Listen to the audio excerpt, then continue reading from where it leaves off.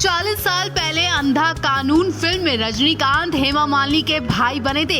ये इन दोनों की पहली फिल्म थी। उन दिनों हेमा मालिनी टॉप एक्ट्रेस में से एक थी। उसके बावजूद भी उन्होंने अपने ऑपोजिट कोई रोमांटिक हीरो नहीं लिया, बल्कि रजनीकांत जिन्हें कोई जानता तक नहीं था और वो साउथ के एक्टर थे, उन्हें लीड एक्टर की बहन के रूप में लिया गया था। फिल्म में रजनीकांत और हेमा मालिनी को बराबर स्पेस मिला था। ये हेमा की पहली फिल्म थी जिसमें उनका कोई हीरो नहीं था। फिल्म में अमिताभ बच्चन को बेहद कम स्पेस मिला था क्योंकि सारी लाइमलाइट तो रजनीकांत ने ही छीली थी। फिल्म में हेमा मालिनी का भाई बन रजनीकांत ने खूब सुर्खियां बटोरी थी। उस वक्त किसी ने भी ये नहीं सोचा था कि ये सिंपल सा आदमी एक दिन सुपरस्टार बनेगा। बता दें कि अंधा कानून तमिल एक्शन फिल्म सत्ता ओरू इरुताई का रीमेक है। ये फिल्म 1981 में रिलीज हुई थी और इस फिल्म को बनाने के बाद रजनीकांत का हर तरफ नाम हो गया था। एक तरह से हेमा मालिनी की वजह से रजनीकांत को लोग जानने लगे थे। हेमा मालिनी की वजह से सिर्फ रजनीकांत की ही किस्मत ही नहीं चमकी थी, बल्कि बॉलीवुड में आज भी बहुत से स्टार्स हैं जिन्हें हेमा मालिनी का नाम मिलते ही नई पहचान मिली थी, जिसमें शाहरुख खान का भी नाम आता है। कहा जाता है कि हेमा मालिनी की एक माता जी ने बताया था कि जिस लड़के को उन्होंने एक्टिंग में लिया है वो कभी को बड़ा सुपरस्टार बनेगा। और जब वो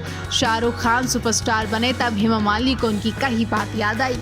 धर्मेंद्र और हेमा की लव स्टोरी कौन नहीं जानता होगा। फिल्म शोले से इनके प्यार की शुरुआत हुई और इसी फिल्म में धर्मेंद्र हेमा के साथ अमिताभ बच्चन भी थे, तो उन्हें भी इनकी लव स्टोरी की पूरी डिटेल पता है। कभी कभी तो अमिताभ बच्चन को इनकी मदद तक करनी पड़ती थी क्योंकि सेट पर हेमा की माँ उनके संग जाया करती थी। ऐसे में धर्मेंद्र को हेमा से मिलने का मौका नहीं मिलता था। इसके बाद अमिताभ बच्चन कोई न कोई बहाना बनाकर धर्मेंद्र और हेमा को मिलवाने के लिए बाहर ले जाते थे और आज अमिताभ बच्चन धर्मेंद्र के परिवार से दूर रहते हैं। हाल ही में गदर 2 की सक्सेस पार्टी में देओल परिवार में बॉलीवुड के तमाम स्टार्स पहुंचे थे, लेकिन अमिताभ बच्चन का पूरा परिवार इन सब से दूर रहा। अब न जाने धर्मेंद्र और अमिताभ बच्चन के बीच किस वजह से मनमुटाव आ गया, वरना अमिताभ बच्चन इस जोड़ी को मिलाने में बहुत मदद करते थे। भले ही आज धर्मेंद्र हेमा इस बात को भूल गए हों, लेकिन इन्हें मिलाने में अमिताभ बच्चन का सबसे बड़ा सहयोग रहा। इतना ही नहीं, शोले फिल्म के कई लोग थे जो एक एक सीन को 4-5 बार करते थे ताकि धर्मेंद्र को हेमा से मिलने का टाइम मिल सके।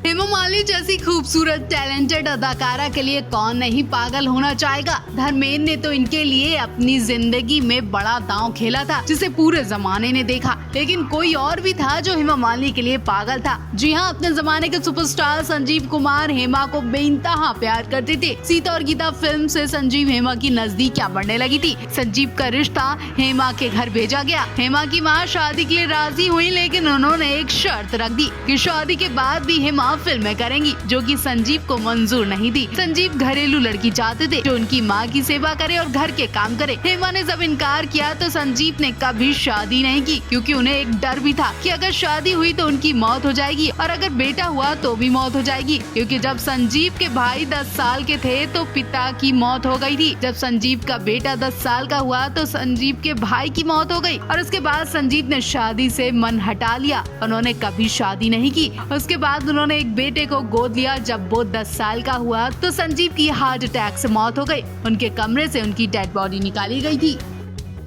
धर्मेंद्र की जिंदगी के कुछ ऐसे किस्से जो आज भी देश दुनिया को हिला देते हैं और हंसी के ठहाके लगवा देते हैं। बात 55-56 के आसपास की है, जब धर्मेंद्र फिल्मों में मुकाम हासिल करने के लिए पंजाब से मुंबई आ गए थे। बताते हैं कि करियर के शुरुआती दौर में कई बार तो धर्मेंद्र को भरपेट खाना मिल जाया करता था। कई बार ऐसे भी मौके आते थे जब एक्टर को खाली पेट सोना पड़ा। धर्मेंद्र का कसरती शरीर था, उन्हें भरपेट खाना चाहिए ही होता था क्योंकि भूख के बिना उन्हें नींद भी नहीं आती थी। एक बार धर्मपाल जी दिन भर की मेहनत के बाद जब अपने रूम पर पहुंचे तो उन्हें खाने की बहुत ही ज्यादा जरूरत थी, लेकिन उनके पास खाना नहीं था। धर्मेंद्र उन दोनों एक लड़के के साथ रूम में रहते थे और उस रूम में जैसे ही गए तो उन्होंने उस लड़के का खाने का पैकेट देख लिया और उन्होंने उसे खा लिया। धर्मेंद्र ने पूरा डब्बा खा लिया। उसमें कुछ ऐसा पैकेट था जिसे धर्मेंद्र ने पानी में घोलकर पूरा पी लिया और उसके बाद धर्मेंद्र की तबीयत खराब हो गई। जब धर्मेंद्र डॉक्टर के पास पहुंचे तो डॉक्टर ने कहा कि इन्हें दवाई की नहीं बल्कि खाने की जरूरत है।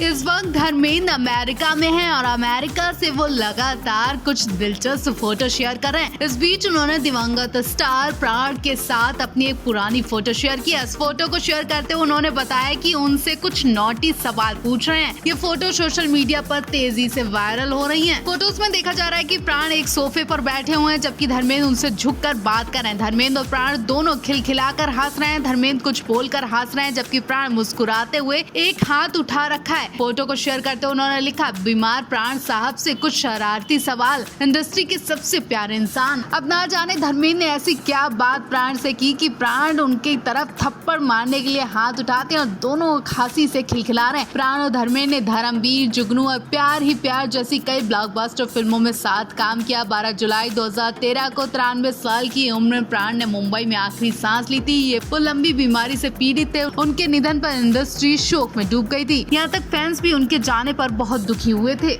सुपरहिट फिल्म गदर 2 किसी के लिए मौत बन जाएगी, ये किसी ने सपने में भी नहीं सोचा था। गदर 2 फिल्म अभी तक देश विदेश में छाई हुई है। इस वक्त सनी धर्मेंद्र इस फिल्म की सक्सेस पार्टी अमेरिका में कर रहे हैं, लेकिन इंडिया में गदर 2 को लेकर मातम मनाया जा रहा है। गदर 2 एक इंसान के लिए मौत बन गई। छत्तीसगढ़ के भिलाई में मोबाइल पर गदर 2 फिल्म देखते हुए हिंदुस्तान जिंदाबाद का नारा लगाने पर मलकीत सिंह उर्फ बीरू की हत्या कर दी उसके ही दोस्तों ने। पुलिस ने उसके चारों दोस्तों को गिरफ्तार कर लिया। एक आरोपी अभी तक फरार है। मलकीत के पिता कुलवंत सिंह गुरुद्वारा के प्रधान है। हत्या की खबर आते ही लड़के का परिवार आक्रोश में और सनी देओल को बुरी तरह ट्रोल किया जा रहा है। कुछ लोगों का कहना है कि पहली हत्या तो सनी देओल की होनी चाहिए, जिन्होंने ऐसी फिल्म बनाई। उनके लिए तो देश भर में जश्न मनाया जा रहा है, तो यहाँ मेरे बेटे के लिए मातम क्यों? ये फिल्म मलकीत के लिए मौत बन गई। पुलिस का कहना है कि मलकीत ने जब हिंदुस्तान जिंदाबाद का नारा लगाया तो उसके दोस्तों को लगा कि वो उसे चिढ़ा रहा है और इस वजह से उसके दोस्तों ने उसकी बेरहमी से पिटाई कर दी। देर रात घायल अवस्था में उसको जब रायपुर के रामकृष्ण केयर अस्पताल रेफर किया गया, जहां उसकी मौत हो गई।